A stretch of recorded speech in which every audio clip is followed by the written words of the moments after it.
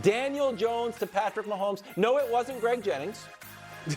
Have the board Although ready. he's probably made that Have it ready. Who are you comparison. talking to, the audience? Yeah. Their mental. Just their home board. Yes.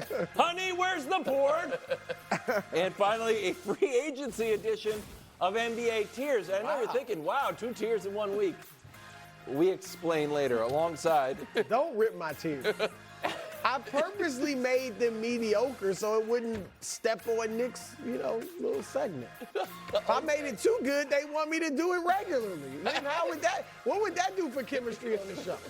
That's a fair point. Nick would be salty. Chris Broussard, I'm Kevin Wilds. Nick, are you buying his excuse for mediocrity? I don't think Brew intentionally makes anything mediocre. I think occasionally he has a segment miss, and that was one of them on Monday. There are 4. So I will make it right for the audience today in an hour. The Celtics.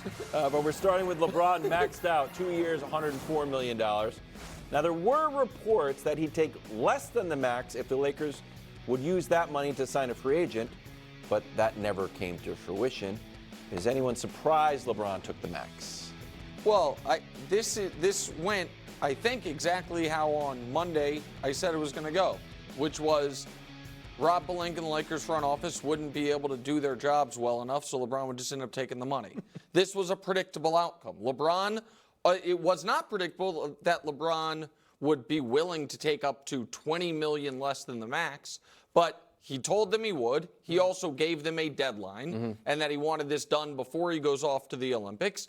There were reportedly 3 clear targets. Very different players, by the way. They didn't really all kind of make sense. But Valanciunas, that was surprised that he was He'd allow AD to move to the 4. Yes, which I don't, by the way, I think they're best with AD at the 5, but regardless, the Valanciunas, he went off the board early. Harden, which I definitely wouldn't have liked, but Harden, there is that kind of star power allure that we know LeBron likes it. And then Klay Thompson, who they went after. If you read The Athletic today, and we'll talk about this more later, Rob Pelinka was never able to quite get on the phone, much less get a meeting with, but LeBron did, and then Klay ended up choosing Dallas, and that's that. And so just like that was predictable, this will also be predictable. I'm not saying on this show, but in a lot of media circles, now LeBron will be criticized for something he never even had to do, which was offer to take less. Because now I think there are some folks that are saying it was a fake offer. He was never going to take less, but I am very confident that if Klay Thompson had been like, you know what, I do want to come to the Lakers, LeBron was not going to be like, just kidding, actually, we don't have the money because I'm not taking less. He would have for Klay, and it didn't make sense. There's not guys left except for DeRozan, and DeRozan is not playing for $12 million for 1 year, which is about the space they have. So, no, it makes sense that a max player is going to end up taking the max, and that's what LeBron James is. Yeah, I'm not surprised at all, and I'm not doing misdirection. Oh, right? I'm not surprised. I'm shocked. I'd be surprised if anybody was surprised that LeBron took the max. I mean, no. And I agree with Nick in that I believe he was wholly sincere in being willing to take less if they had gotten the right player. He's been willing to do that before. I know there have been years where he's like, no, I'm definitely getting the max. When he first went to Miami, I've said it once, I'll say it again, he was willing to take less money to team up with Bosh and Wade. Yes, he was at his best. And he didn't have to because they ended up doing the sign and trade that helped Cleveland, but he was willing. So I'm not surprised at all about this. 2 things surprised me more than LeBron getting the max. One was that he did it only for 3 years, or for 2 years.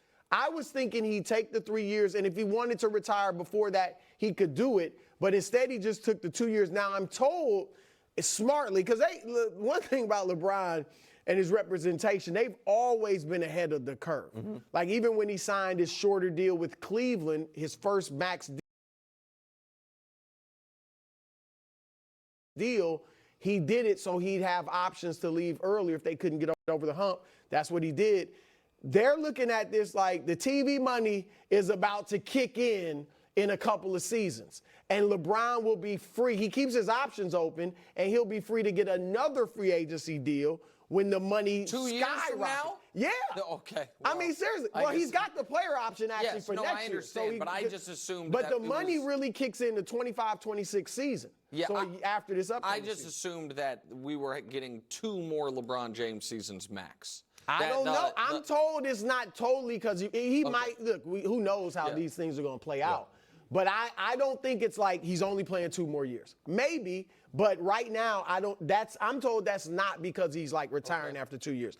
All right, so I was surprised at that he didn't go 3 years instead went 2, and I was surprised that Bronny got 4 years, $7.9 million guaranteed. All right, that is that a last great year deal. is not No, but it's guaranteed. 3 years guaranteed. Yeah. First round picks get 2 years guaranteed. Then it's the team option for the 3rd year, team option for the 4th year. Now, most first round picks get the option picked up. But Bronny has 3 guaranteed years. Second rounders, look, that's awesome. So that, and then LeBron signing for only 2 years, those were far more surprising to me than Bronny getting 3 years fully guaranteed. So I think that's and maybe 4. I think that's a little, I don't want to say misleading, but confusing. Because there were about a dozen second-round picks last year that signed the exact contract Bronny just signed. Guaranteed? Yes, because it's the league minimum. So when people see the Bronny thing, and I know we'll talk more about him in a bit, he gets the league minimum every year of this deal, 3 years guaranteed with a team option for the 4th. For the second round picks. That's a lot for a second round. I mean, not a ton of second round. You said 10? 12 last year. There's 30 second round picks. Yeah, well, a lot of them. He was 55th. A lot of them end up signing 2-way deals, which is the 0 guaranteed, but the ones who don't sign 2-way deals, this is the deal, for instance, just for the record, that Max Lewis, the Lakers second rounder last year got, which is the exact same thing. He got the 4 years. It was 3 years team option, and then all at the league minimum. That surprised me though for the 55th pick, which I think is great for Bronny. So that's security, because a lot of second rounders don't even get anything guaranteed. Yeah, but if they do get it, it's usually either 2 years with a team option, 3 years with a team option, and they're all locked in at the league minimum. And so the team typically on those, what they're trading off is they're giving you the guarantee, but you have no ability to hit restricted free agency or anything. You're locked in at the league minimum for those 3 or 4 years. Okay, let's take a look at the Lakers roster as a whole. The coaching staff has changed, but not much else. JJ adding Nate McMillan and Scott Brooks to the bench. The lineup, same that won 47 games last year. D'Lo, Austin Reeves, Rui, LeBron, and AD. Lakers' current salary at $190 million. Has the Lakers' offseason been a failure? Well, let's be fair. They did today finally hire a couple assistant coaches. Good. So that was good. After Dwayne Casey wouldn't, decide to rebuff them, they got assistant coaches with experience, by the way, which I thought was important. Nate McMillan and Scott Brooks. Two really good. Right. And so guys, because JJ is such a green coach, I think that's good. But yes, of course, it's been a failure. This is not me banging on Rob Pelinka. This is me a fair reading of the history. The Lakers. We say on this show a lot, they have 2 top 15 players, agreed. But we also all acknowledge, but they're not good enough. They weren't good enough last year. Yep. I thought they could beat the Nuggets. I didn't think they could win the title. I thought it'd be like, one finals. I'm not one. sure. Okay, well, I am. I just think had they won. You think I would have Because I changed saw a my lot pick. of title pies. And the Lakers were way. I promise you, they never had the biggest slice in the West. slice. But regardless, they were never my pick, and they were never anybody's pick on this show. We all agree the roster's not good enough, despite having 2 top 15 guys. Even if the roster's not terrible, Brew, as you've pointed out, it's not good enough. Rob Pelinka at the deadline, when they didn't make any moves, when we all thought they needed to make moves because Gabe Vincent didn't work out because of the injuries, because D'Lo, you were worried about what he was going to look like in the playoffs once again. He said, we didn't make moves because we want to be able to have 3 tradable first-round picks in the offseason and have maximum flexibility. And now they have struck out once again. And I want to reiterate what The Athletic reported. The Athletic reported that Rob Pelinka never actually got Clay on the phone. He got his agent on the phone. So while Michael Finley and Nico Harrison are sitting at dinner with Klay Thompson, Rob Pelinka's like, straight to voicemail. What's going on? But that shows And you so, that Clay wanted preferred Dallas. Sure, Yeah, that's that's fine. what that shows. But also, I do think there's an element of general managing, especially if you're the general manager of the Lakers, that is recruitment. That is about getting people to get you on the phone. And so now they're just